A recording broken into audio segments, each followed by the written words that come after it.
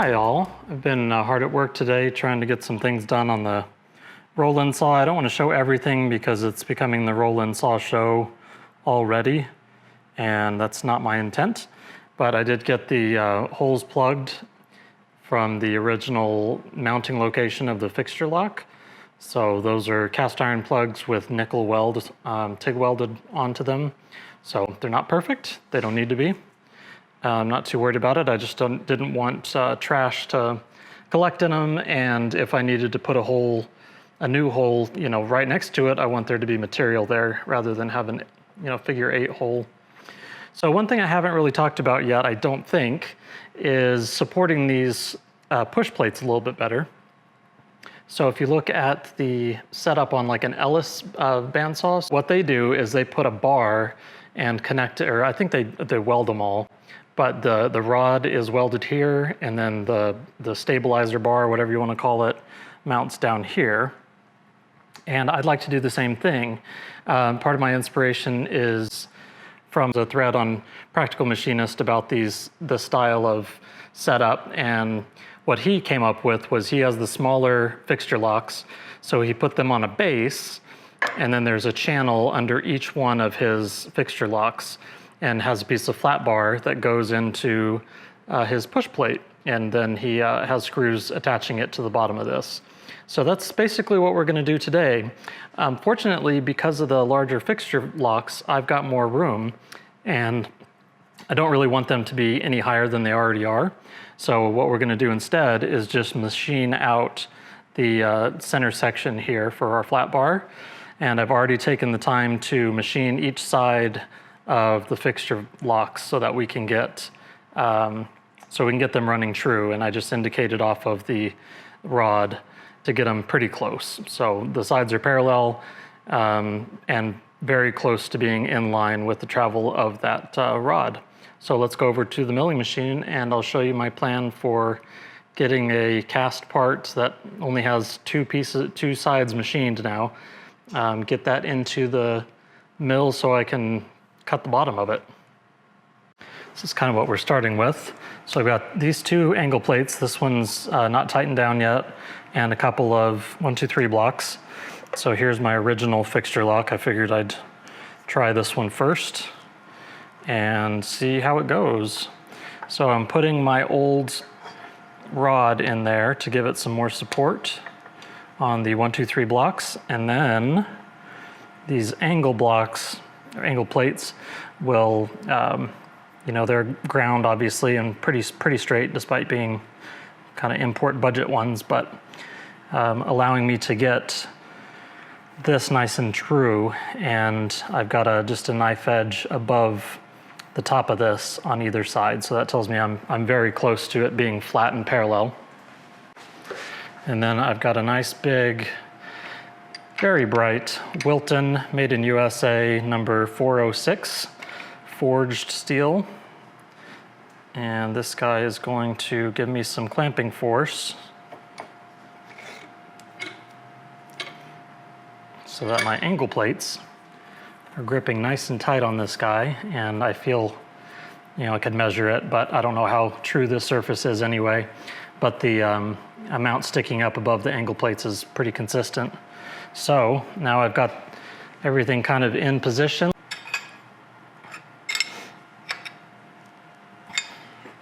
And that thing is, that is going to be hard to beat in terms of not making a fixture specifically to do something like this. So I think we're as good as we can get. What we're going to do now is use Edge Finder and find either of our sides, and then we'll come to the middle and work from that point. I almost made a mistake I would have a hard time recovering from. So these 2 edges are meaningless. Those aren't, they're parallel to each other, but otherwise that's not helpful. What I need to go off of is where the center of the fixture lock is, which is the center of the rod. So I need to indicate, or I need to center off of the rod down here, not the angle plates. If I had done that, I would take this thing out and realize I did not put that slot in the center.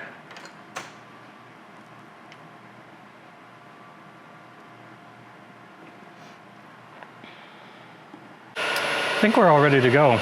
Got a brand new 1/2 inch solid carbide end mill there, and we're on our center point. The thickness of our stock is 374, so it's just a tiny bit undersized. Call that 0, and we'll go 30 thousandths.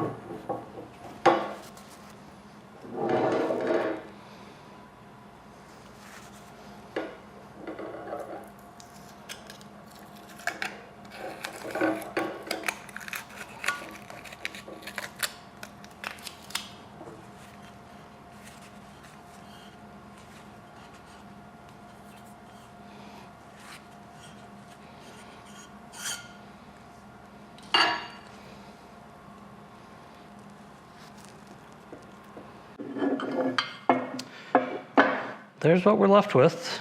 This is the brand new one. This is the who knows how old one, but they're both machined on two sides. And now they both have a channel in the bottom.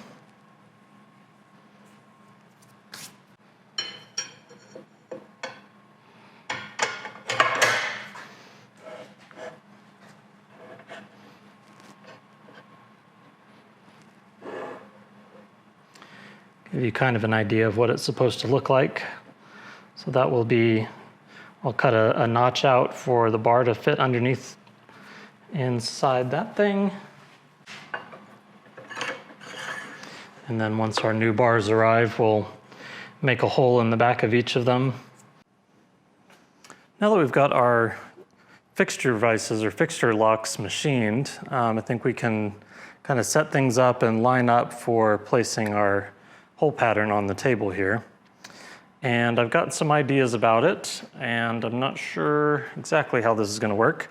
Also got our 14-inch extended length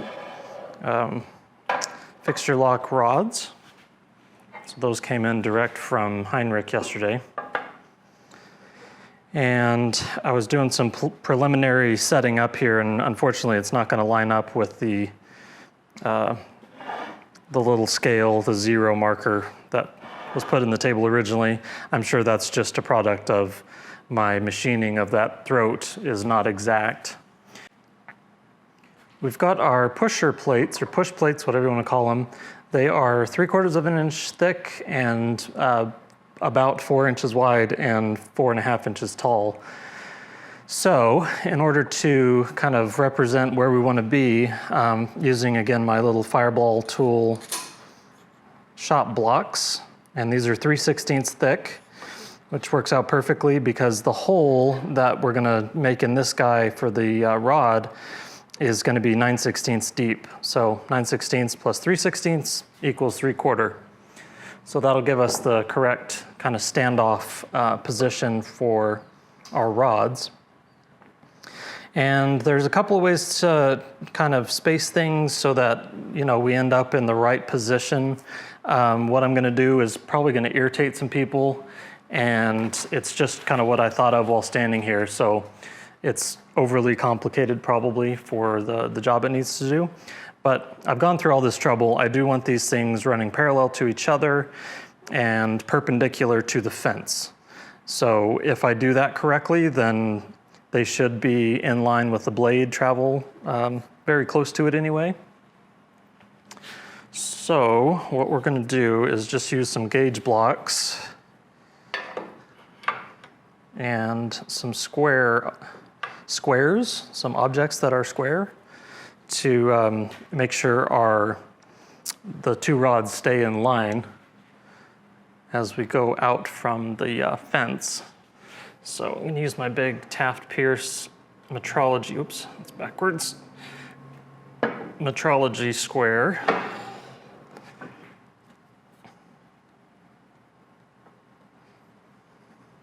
So doing some math, I've determined what distance I need to be away from the rods to the center. And then I know what the center, you know, what the gap is. So after all the machining and things moving around, because that's what things, you know, metal moves, it ended up being about 194 thousandths. So a tiny bit smaller than what we planned, or what we started off with anyway. And all we're gonna do is use a 1, 2, 3 block. And then we've got, this is from one side, you know, the distance from the rod to one side.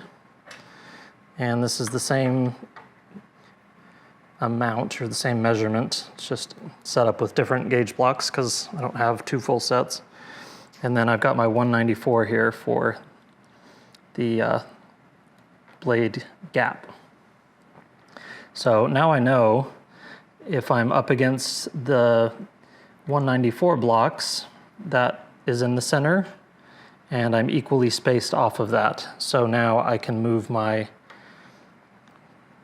fixture lock rod, try and keep all my nomenclature straight here, up against the gauge blocks, and have to mess with things a little bit here. There we go. So this guy is nice and true on all sides of Toolmaker's tool, step block. And so it is flush up against the fence, flush up against the table, and flush against the rod in this direction. Kind of the same story on the other side. It's probably not going to be great footage of this, but hopefully you guys will kind of get what we're going for. And then just to kind of, so I've got, you know, 7 inches, or I can't remember how long that is, but this one is, you know, there's no gap and it's nice and straight, so that's good. This one is only like 4 inches, so let's take a couple of more blocks. And this is way overkill, but these are my Starrett inspection grade 123 blocks, number 706, which are extremely expensive new, but when you buy on Craigslist the way I do, they were $50. So, everything is reasonably tight up here, and I don't see any gaps between our square and our blocks on this side, between the rods and them, so that tells me the rods are pretty straight and they're evenly spaced all the way back. So once we get these things done, the rod will be in the center of the push plate as it is lined up to the edge of the blade path. The back side of the table is partially machined. I think I originally said nothing was machined, but I realized that this is in fact 90 degrees to this, or close to 90 degrees. So just as a, let's see what it is. Not that this is going to be very precise because the back is just a kind of a ground on casting, 4 inches 248. And then if we come over to the other one, 4 inches 209, 105, 247. Okay, so we can adjust these a little bit. Oops.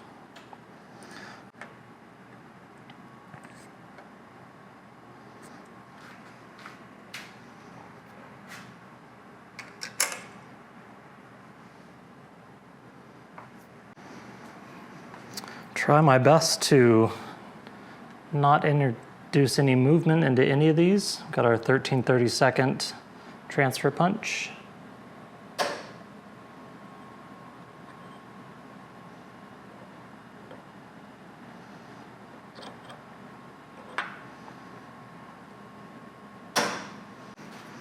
Maybe when this one was made, they didn't have standard sizes for clearance holes or something. I don't know. Use our adjustable center punch here, carefully. I'm going the wrong way, I think.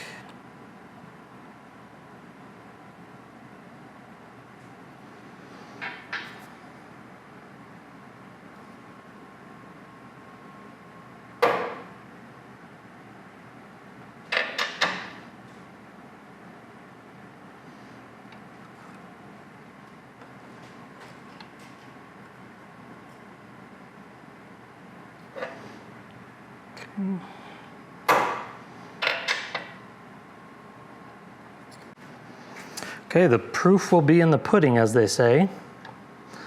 So we get these guys off of here and make sure we can see our punch marks.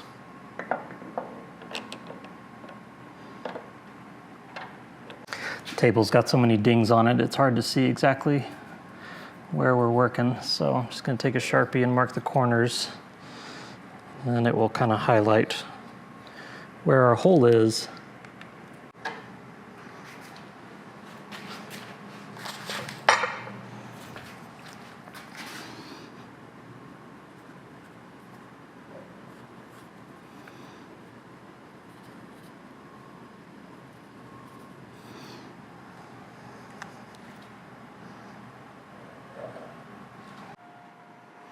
I think this is the last time the table's going to be in the machine.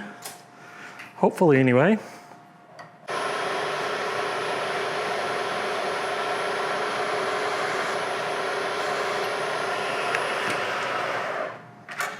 That's good enough. And our tap drill size for 3/8/16 is 5/16.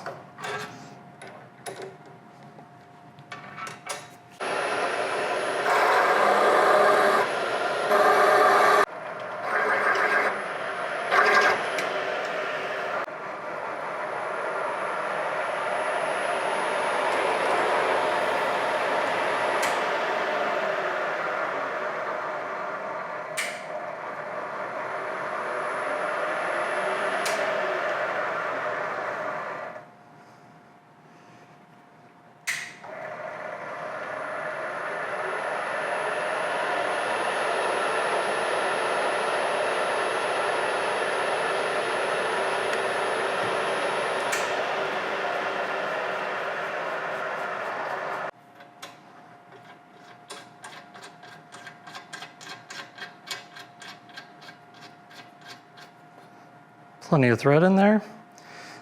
Nice snug fit. Okay, 7 more times.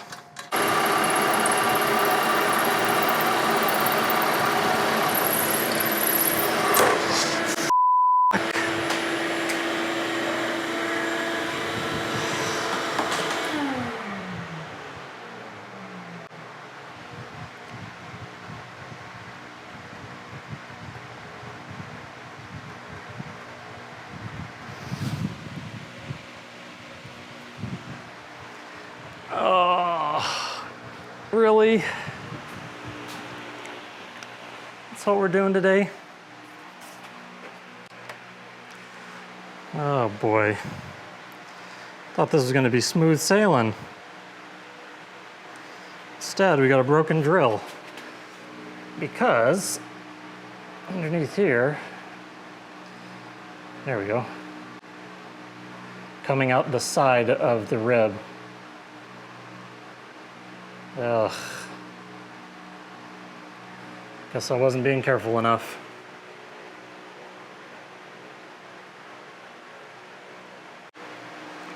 So there's the remains of that screw machine length drill.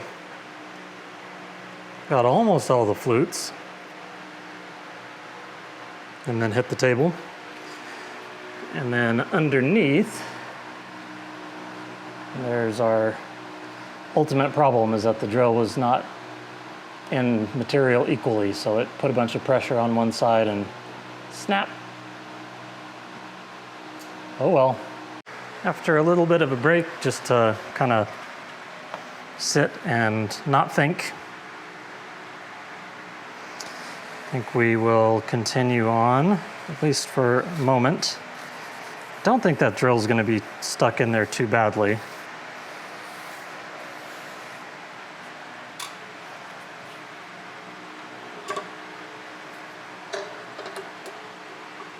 Oh yeah, nothing.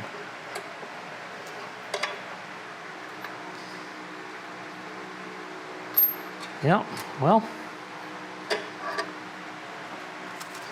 there she blows.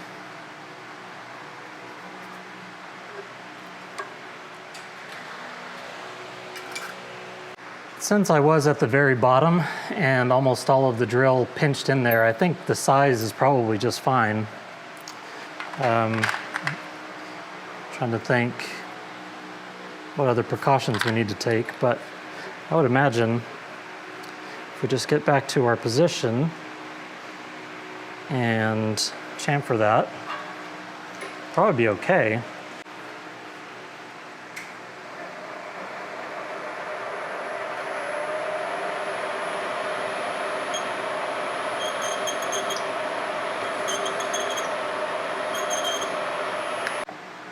I think I will forego the power tapping on this particular hole.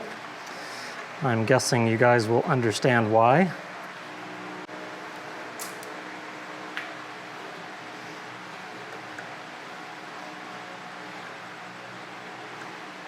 Feels like a normal amount of pressure on the tap. I'm not going to get greedy with this hole. I really don't need all that many threads per hole. I'm going to have at most ½ an inch of the screw sticking down through the fixture lock.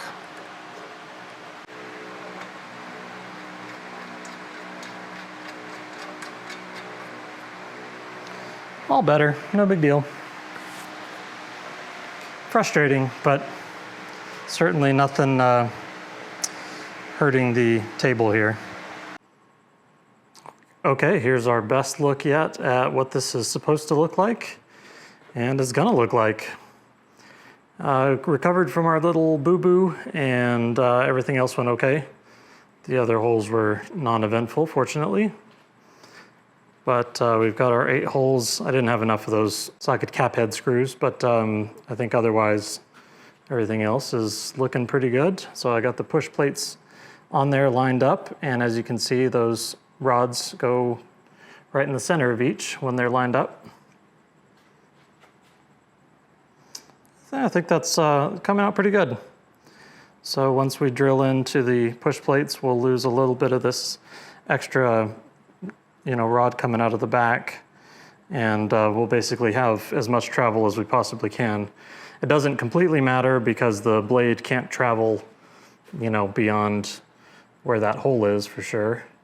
And so we're not really pushing any limits there, but I figured may as well have those as far back as possible since I've got a plan in place to keep them nice and rigid. So anyway, that is another step forward in the process of, an endless process is what it feels like sometimes. So this saw has been quite an adventure, but a fun one for me.